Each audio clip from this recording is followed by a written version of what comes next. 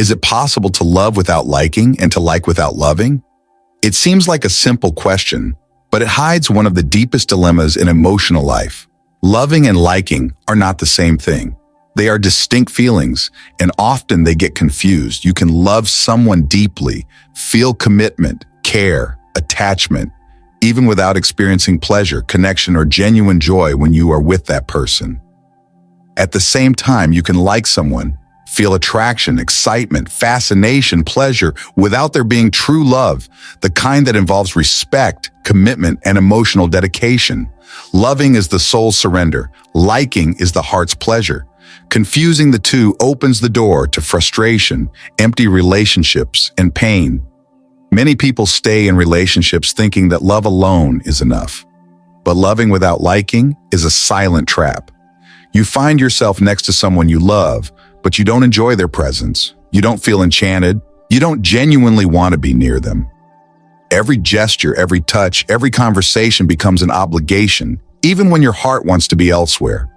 It is love without enthusiasm, without pleasure, without spark. It is being bound to a connection that doesn't nourish the soul, that doesn't awaken joy, that doesn't bring warmth to life. On the other hand, liking without loving is equally dangerous. It's when you feel attraction, pleasure, enjoy the other person's company, but depth is missing.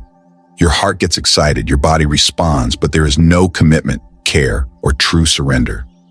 Liking without loving creates fragile, superficial relationships, vulnerable to the first difficulty. When conflict arises, when challenges or deep differences appear, what once felt pleasurable turns into frustration. The bond does not withstand the test of life because it lacks emotional foundation. It's only attraction and momentary sensation. The problem is that society teaches us that love is enough, that liking comes automatically, that if you love, you automatically feel pleasure, joy, and connection. But reality shows otherwise. Loving does not mean liking, and liking does not mean loving. Recognizing this difference is liberating, because when you love without liking, you force yourself into something that doesn't satisfy you. And when you like without loving, you deceive yourself, create false expectations, and end up hurt. Loving without liking is living in constant tension between commitment and the absence of pleasure. It's loving someone out of responsibility, attachment, or fear of being alone, while ignoring the genuine need for enjoyment and affinity. Many people confuse this commitment with courage or dedication, when in fact it is self-deception. The body and mind feel, but the soul is absent. You start questioning whether the love you feel is worth it, whether the relationship has a future, or whether it is only sustained by fear, habit, or social pressure. Liking without loving, on the other hand, is like playing with fire without protection. Physical attraction, admiration, and momentary pleasure can create an illusion of happiness. You feel excited, live intense moments, enjoy yourself, get fascinated. But the foundation is missing: respect, care, and dedication. Without this, the relationship is vulnerable and ephemeral. At the first challenge, the illusion disappears, leaving frustration and pain. It's important to understand that loving and liking also involve different choices. Loving is deciding to be present, to support, to care, to forgive, even on difficult days. Loving is commitment. Liking is feeling, vibrating, being enchanted, enjoying. Liking is not a choice. It happens naturally. But if you ignore this difference, you end up blaming the other person, frustrated, incomplete, when in fact the problem lies in confusing love with pleasure. Many people stay loving without liking out of fear of being alone, fear of losing someone who seems valuable, fear of leaving their comfort zone. Others deceive themselves by liking without loving, thinking attraction or pleasure is enough to sustain the relationship. Both situations lead to suffering.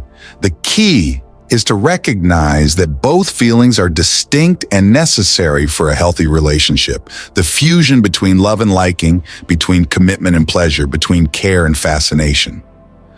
Loving without liking can happen even in family or friendship relationships, but in romantic love, it's more delicate. Attraction, the desire to be with the person, the pleasure of sharing moments, fascination. All of these are part of complete love. When you love but don't like, the relationship loses color, intensity, and warmth. It's like cooking a dish without seasoning. It's there, but it doesn't give pleasure. Liking without loving is also common. You feel pleasure, energized, attracted, but lack surrender, care, and emotional commitment. It's the type of relationship that exists as long as there is ease, fun, and excitement. But when real life arrives, with challenges and conflicts, the relationship doesn't hold. Liking without loving is not a solid foundation. It's a passing moment. Emotional maturity is recognizing the difference between loving and liking. Loving is responsibility. Liking is freedom. Loving without liking is losing authenticity. Liking without loving is risking illusion. Understanding this allows us to value relationships that have both commitment and pleasure, surrender and fascination, responsibility and desire. This is the path to healthy, deep, and intense relationships. Loving without liking and liking without loving exist, but living consciously with this awareness is the key to not staying in relationships that deceive, trap, or frustrate you. Love that respects liking and liking that respects love is the only love that truly transforms. It's complete. The body desires, the soul surrenders, the heart rejoices. Love with authenticity, desire with commitment, passion with depth. In the end, it all comes down to awareness. Loving someone and liking someone should go together, but they should not be confused.